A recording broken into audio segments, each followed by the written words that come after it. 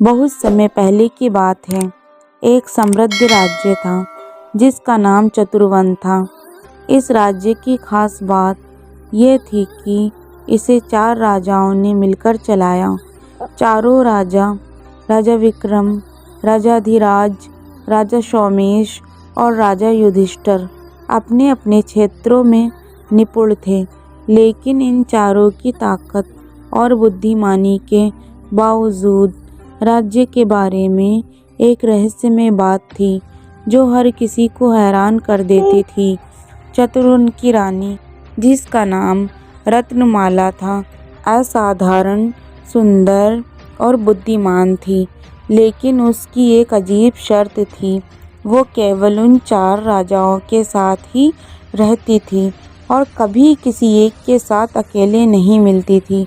राज्य में ये बात चर्चा थी कि रानी का असली उद्देश्य क्या है।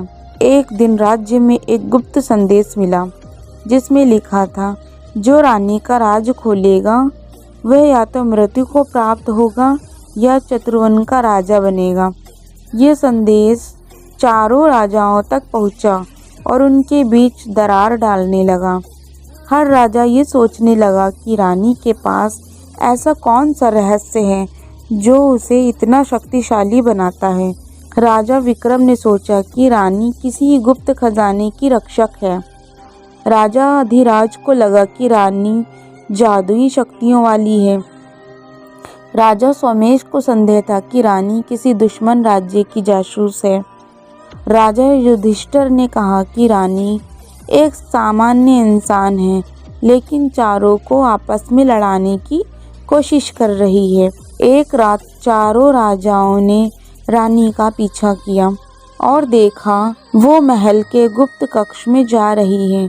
वहां रानी एक ऐसे दर्पण खोला जो असली और झूठ का भेद बता सकता था। रानी ने चारों राजाओं को बुलाया और कहा, तुम सब सोचते हो कि मैं रहस्य छिपा रही हूँ, लेकिन असल में तुम चारों ही इस राज्य की ताकत हो।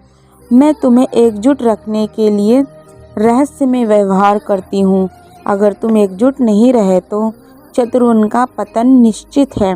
चारों राजा सोच में पड़ गए। लेकिन तभी रानी ने कहा, लेकिन तुम में से एक राजा मेरे साथ विश्वासघात कर रहा है।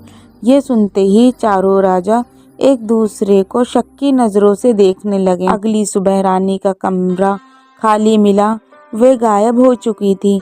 चारों राजा अब तक एक दूसरे पर शक कर रहे थे। राज्य में अराजकता फैलने लगी।